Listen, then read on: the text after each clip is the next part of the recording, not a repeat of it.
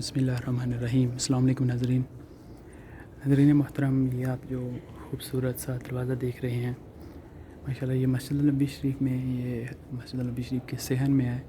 یہ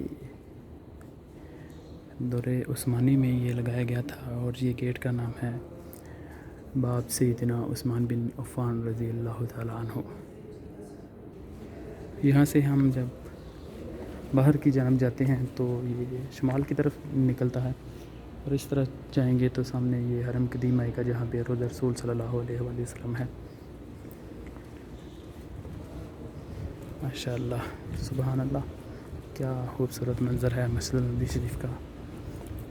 دعا ہے اللہ پاک تمام عاشقان رسول صلی اللہ علیہ وآلہ وسلم کو مسجد النبی شریف کی، مدینہ پاک کی تمام باادب زیارات نصیب فرمائے، آمین۔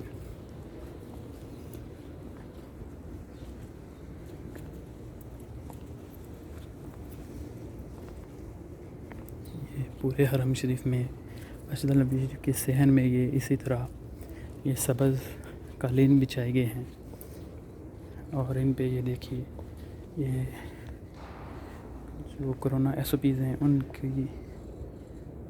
ان کو مد نظر رکھتے ہوئے یہ نشان لگائے گئے ہیں، یہ سفید رنگ کے۔ یہاں پہ اتنے وقفے میں زائرین نماز ادا کرنے کے لیے کھڑے ہوتے ہیں۔